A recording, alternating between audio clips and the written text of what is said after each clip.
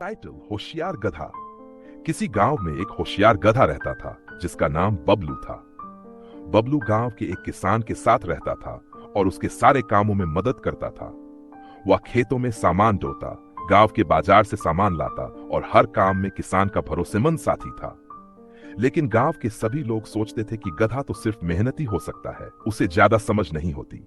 एक दिन किसान ने बबलू को बाजार से अनाज की बोरियां लाने का काम दिया। बबलू अनाज की बोरियां अपनी पीठ पर रखकर रास्ते में चल पड़ा। रास्ते में एक छोटी नदी आती थी जिसे पार करना आसान नहीं था। जब बबलू नदी के पास पहुंचा तो उसने देखा कि नदी के किनारे एक बड़ा पत्थर पड़ा था जिससे रास्ता तंग हो गया था।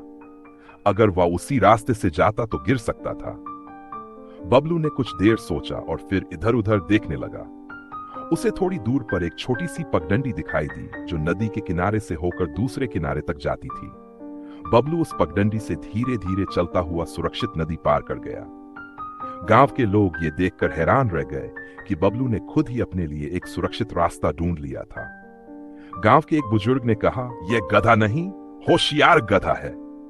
कुछ दिनों बाद गांव में एक मेला लगा। किसान ने बबलू को मेले में ले जाने का निर्णय लिया ताकि वहां जाकर अनाज और सामान बेचा जा सके। मेले में बहुत भीड़ थी और हर कोई गधे को देखकर उसका मजाक उड़ा रहा था। किसी ने कहा, अरे ये तो वही गधा है जो हमारे खेतों में घूमता रहता है। लेकिन बबलू ने किसी की बात पर ध्यान नहीं दिया। मेले में एक व्यापारी ने बबलू की पीठ पर सामान लाद दिया, लेकिन उसका वजन अधिक था। बबलू ने समझदारी से काम लिया। उसने धीरे धीरे चलना शुरू किया ताकि उसके पैरों पर ज्यादा जोर न पड़े और वह थकान से बच सके। वह मेले के चारों ओर घूमता रहा और सारे काम बड़ी समझदारी से करता रहा। जब किसान ने देखा कि बबलू इतने समझदारी से काम कर रहा है तो उसने सबके सामने कहा, यह मेरा साथी है और सबसे समझदार भी। गांव के लोग भी अब समझ गए कि बबलू वाकई में एक होशियार गधा है।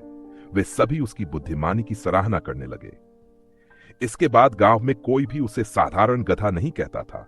हर कोई उसे होशियार गधा कहकर पुकारने लगा।